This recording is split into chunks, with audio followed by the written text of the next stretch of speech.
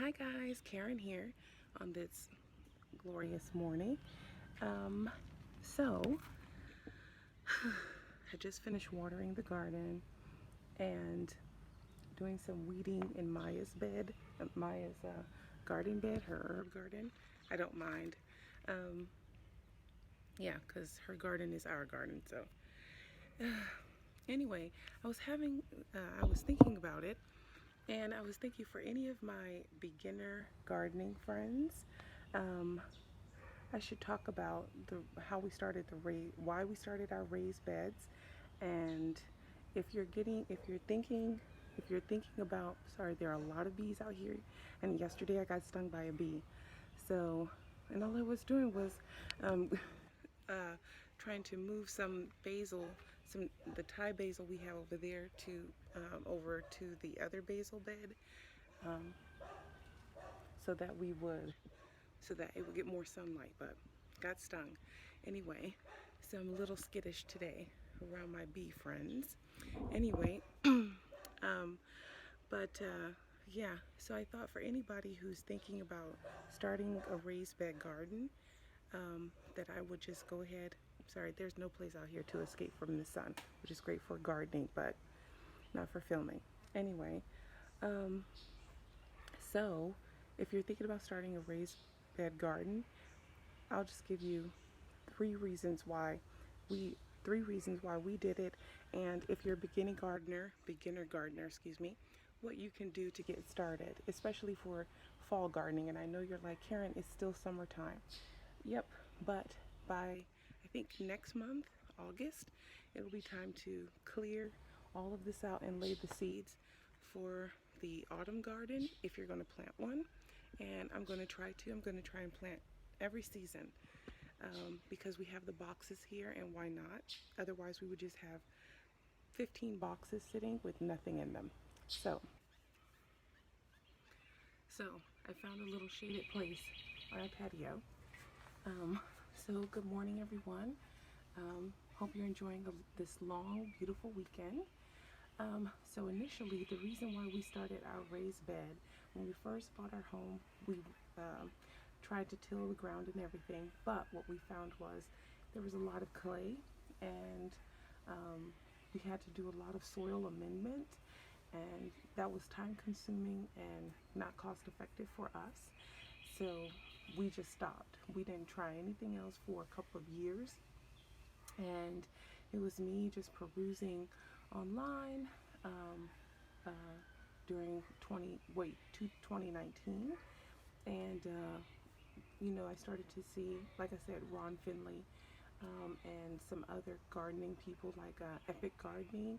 Um, then there's a couple of other gardeners that I started following, just because I have a greater interest in it, and also our kids were leaving home, and so looking for things to do.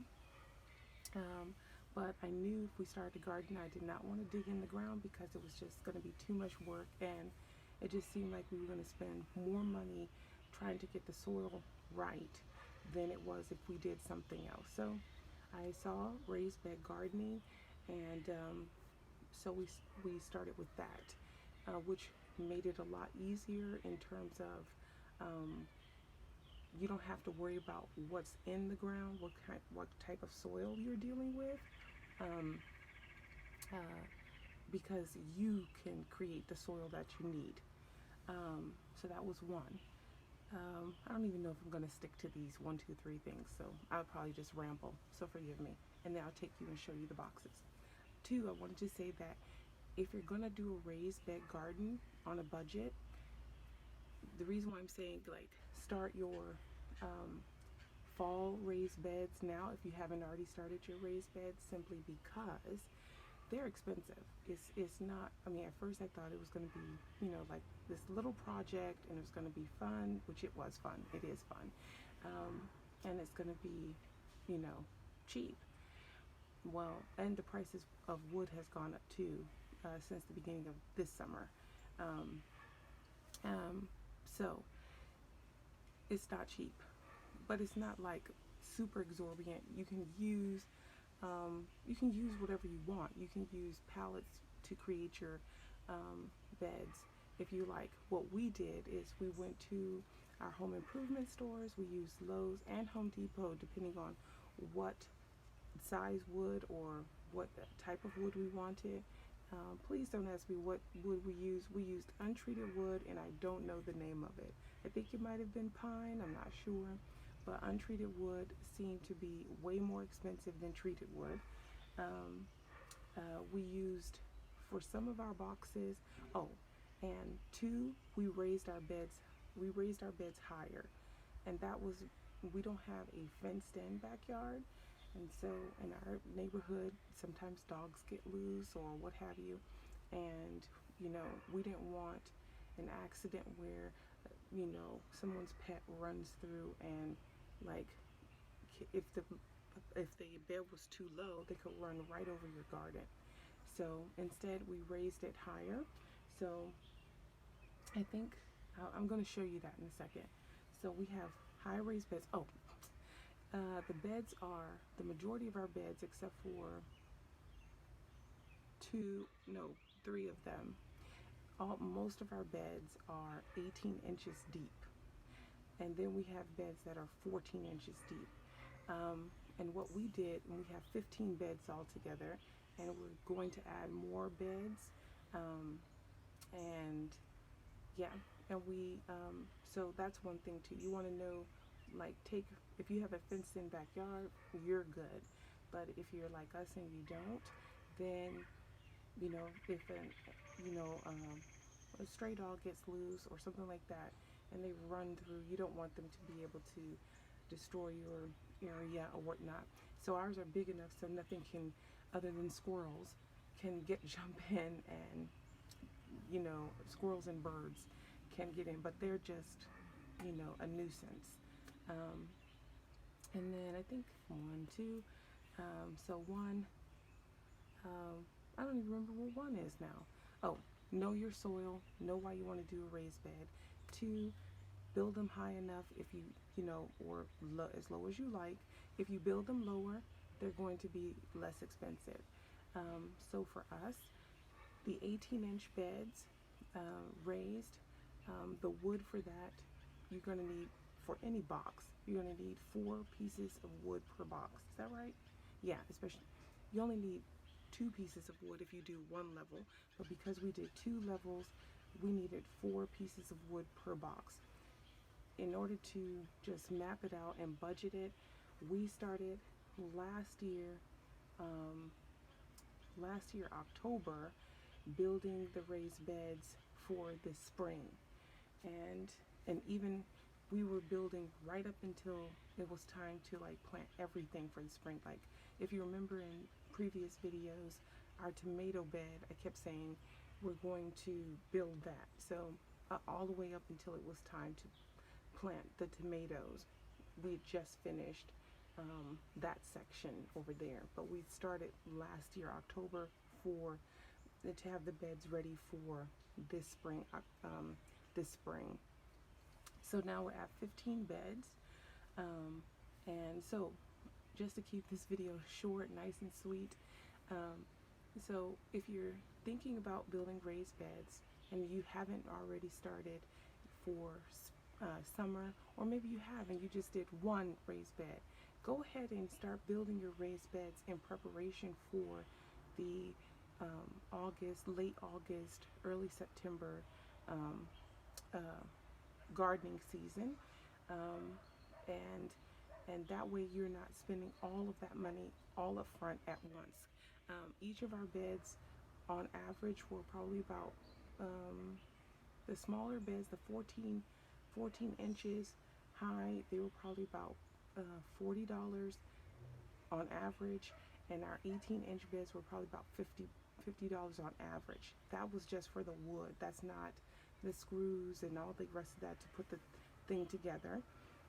And I still think it was cheaper than buying kits, because I've seen kits upwards to $150, and it was just cheaper for us to build our own. And then the other thing was filling the boxes. Please know you don't have to fill an 18-inch box with just soil. We didn't do that. We used compost, we used grass clippings, and all of that, and then to fill it halfway, and then the rest of the box was filled with peat moss and really good soil that we purchased from home improvement stores. But all in all, together, so like I said, we have the boxes themselves were on average $50 a piece. Um, but that's just the wood per box. We have 15 boxes. I think I already said that, and now I'm getting repetitive, so forgive me. We did not fill. We filled the boxes halfway um, with composted material, so we could keep that cost down, and it's worked well for us. I mean, as you can see, I'm gonna give you a peruse of the boxes in the garden too. Um, and yeah, and if you're looking to start, if you haven't started for this summer gardening season, and or you have started and you only just did a small bed, go ahead, venture out, um, create another bed, and just keep going. I'm enjoying gardening. Um, I think it's just incredible to actually see what comes from seed. If you've been following our garden journey, you have seen, like, I mean, we have sunflowers galore. I mean, just flowers that they all came from seeds. So it's just mind blowing. And also, unfortunately for my family, we've gotten a lot of squash, and other vegetables have come, through, and we have right now we have like 9 types of basil growing. So it's just a wonderful thing to do. And also, because I'm not that eloquent in explaining the wonderful things about gardening, look up Ron Finley, the gangster gardener. Um, I just think he's so insightful, and yeah, just get started. We were newbies to gardening. We started 2019.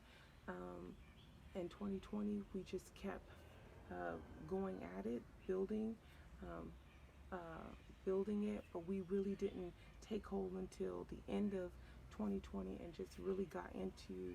Also, we had to divert everything to the other side of the garden, because in 2019 we had big wide boxes on this side, and you can't see, but it doesn't get a lot of sun over here.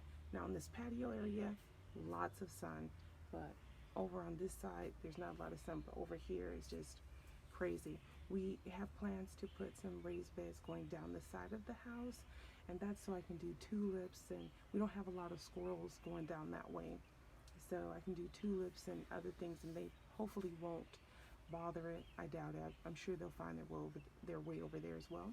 But so one, and decide if you want to do raised beds. I think it's great. I think it's cost effective if you don't know what type of soil you have. Two, you don't have the fall gardening seasons coming up, so you might want to get started now, so that next month, the end of next month, depending on where you live. For us, it's towards the end of August, early spring. Towards the end of August, early September, that we're going to plant our fall garden. And yeah, and then I don't even remember what 3 is.